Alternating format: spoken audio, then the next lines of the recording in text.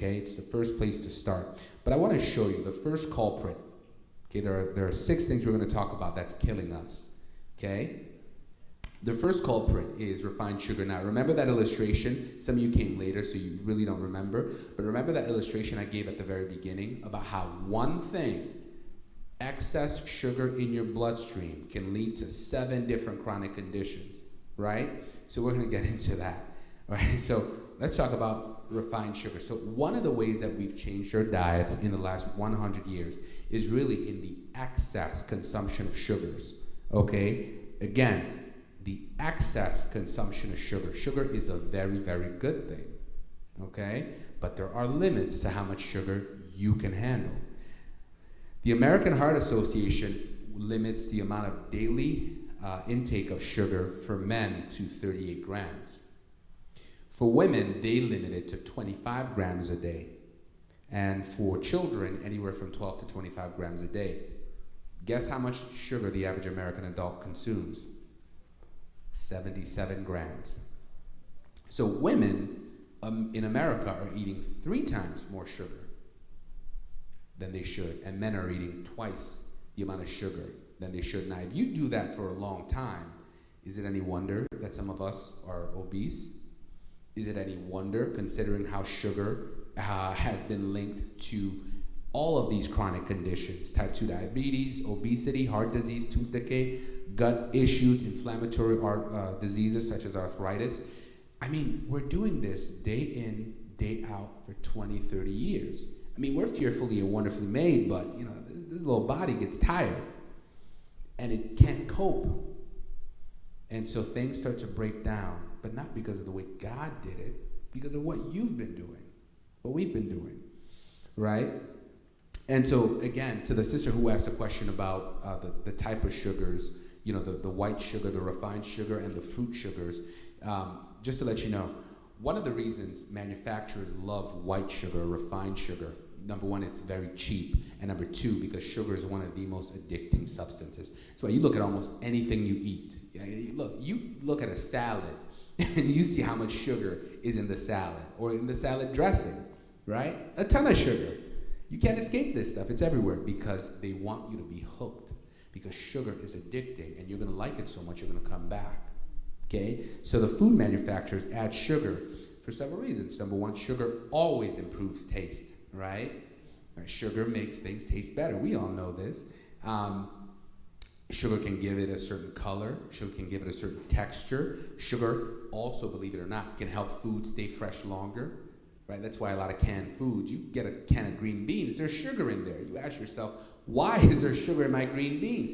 Because that can last 10 years on the shelf. God's green beans will go bad in a couple of weeks. But man's green bean will last 10 years. So the question is, what's it doing inside of you? Now, you got to think about that, okay? And sugar can also make certain foods look a certain way, look good, right? Cakes, all the little decorations, frosting, all that stuff. So, again, the problem really isn't the natural sugars, it's the refined sugars. So, food manufacturers take sugars, right, from sugar canes and everything. They refine it, because sugar is really like a brown sugar. It has like additional minerals. They refine it into white sugar, okay? And then they put it in everything, and you and I are eating it. And of course, we know that excess consumption of sugar is going to lead to all of these chronic conditions. Of course, sugar is very addicting. What that means is that sugar activates the pleasure pathways in your brain. For example, if you're depressed or if you're tired, you eat a bowl of ice cream, right? Helps you relax. It's activating the pleasure pathways. Sugar makes things taste better. Of course, moderation and portion control is key to staying healthy. But as we've seen, most Americans are eating way too much sugar. Just to give you an illustration, take a look at these juices, okay? Look, some of you are looking guilty right now. I stand guilty of this too, right? But notice water has no sugar, okay? Look at, I hope nobody here drinks that Monster stuff, the thing at the end. Who drinks Monster? You drink Monster? Listen, I know, but look, say a prayer before you do. Because Monster has 54 grams of sugar. right? Remember, women, according to the American Heart Association, should not consume any more than 25 grams of sugar. So one Monster energy drink is twice what your body should be able to handle.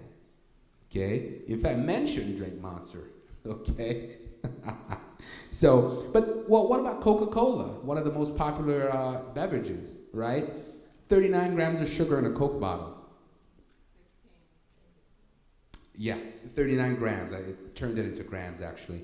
Right? Chocolate milk, Red Bull, and Minute Maid orange juice. Gatorade is 21 grams of sugar, right? Lipton iced tea, 17 grams of sugar. So, ladies and gentlemen, what I'm trying to tell you is this. Your body needs water, okay? Water is probably the only thing that's not going to give you all this amount of sugar. Notice, those things all taste good. Like if I tell you to think about what Coca-Cola tastes like, your mouth starts salivating, right? Because you are addicted to it. So am I. I'm not knocking you. That's just how it works, right? When you're addicted to something, when you think about it, your mouth begins to salivate, okay?